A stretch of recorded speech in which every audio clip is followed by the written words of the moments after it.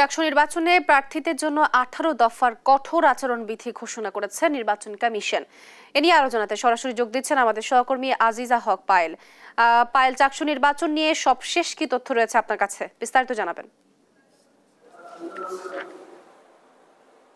তো চাকসু নির্বাচন ঘিরে কিন্তু নানা ধরনের কার্যক্রম শুরু হয়েছে। মনোনয়নপত্র সংগ্রহ এবং জমা সবকিছুই শেষ হয়েছে।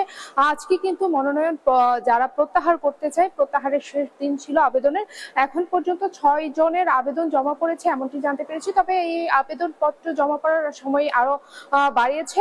যতক্ষণ পর্যন্ত আজকে আসলে 4টা পর্যন্ত শেষ সময় থাকলেও কিন্তু যারা আবেদন প্রত্যাহার করতে চান, মনোনয়নপত্র প্রত্যাহার করতে চান, তারা সবাই আবেদন করতে পারবেন এমনটাই জানা গেছে। কিন্তু আগামীকাল রয়েছে আবার তাদের যে অভিযোগ পর্ব রয়েছে, অভিযোগ পর্বের শেষ দিন অবশ্যই 25 সেপ্টেম্বর কিন্তু তাদের চূড়ান্ত তালিকা প্রকাশ করা হবে। এর মধ্যে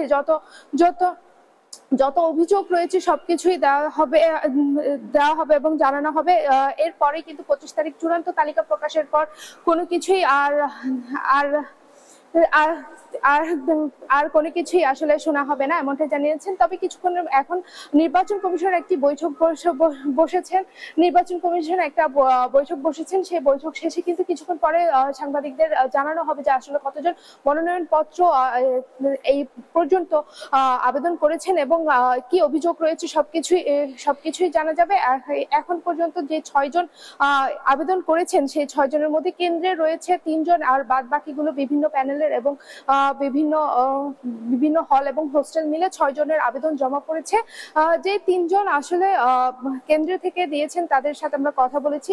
একজনের অভিযোগ ছিল তিনি ছাত্রদল প্যানেল থেকে আসলে নির্বাচন করতে চেয়েছিলেন, ছাত্রদল প্যানেলে থাকতে না পেরে তিনি আসলে প্রত্যাহার করতে চাচ্ছেন এমনটাই তিনি আমাদেরকে জানিয়েছেন। বিভিন্ন কারণে নানা সমস্যার কারণে অনেকে প্রত্যাহার করেছেন এবং সর্বশেষ আমাদের কাছে যে তথ্য ছিল 19 জনের প্রার্থিতা বাতিল হয়েছে। সেই প্রার্থিতা তালিকার যে 19 জন ছিল তাদেরও কিন্তু সংশোধনের সুযোগ রয়েছে আজকে। এই সুযোগ আজকের মধ্যে কিন্তু তারা সংশোধনের চেষ্টা করছে। অনেকে তাদের নিকনেম এবং বিভিন্ন যে ভুল ত্রুটিগুলো ছিল সেগুলো সংশোধনের জন্য এসেছেন নির্বাচন কমিশনে। এই ছিল চাকসু নির্বাচন ঘিরে সর্বশেষ তথ্য। তোয়া।